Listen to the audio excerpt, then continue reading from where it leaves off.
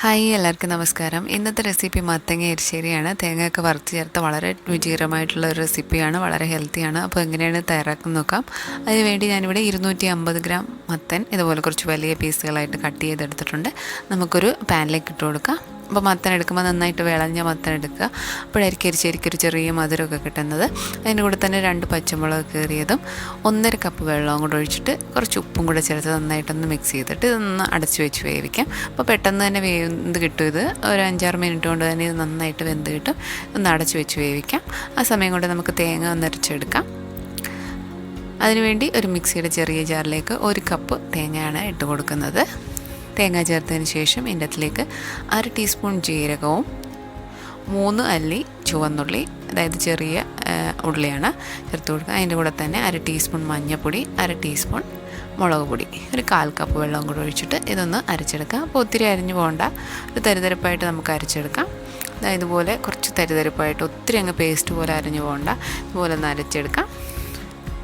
ഇനി നമുക്ക് മത്തൻ വേവിച്ചത് തുറന്നു നോക്കാം. ഇതിപ്പോൾ നന്നായിട്ട് വെന്തിട്ടുണ്ട്, നന്നായിട്ട് ഉടഞ്ഞ് വെന്തിട്ടുണ്ട്.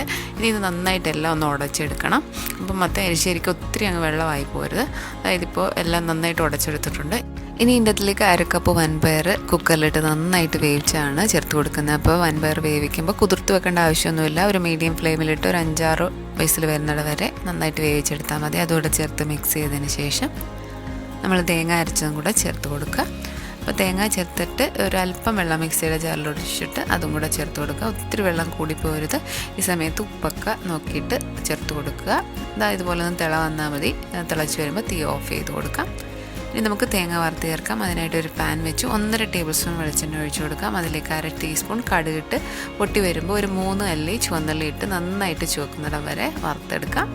ഇനി ഇതിലേക്ക് കുറച്ച് കറിവേപ്പിലയും 2-3 വറ്റൽമുളക് മുറിച്ചതും 1/4 കപ്പ് തേങ്ങയും കൂടെ ചേർത്തിട്ട് തേങ്ങ നന്നായിട്ട് ചുവന്ന് വരുന്നിടം വരെ നന്നായിട്ട് ഇതുപോലെ ഒന്ന് ഇളക്കി കൊടുത്തുകൊണ്ടേ ഇരിക്കുക.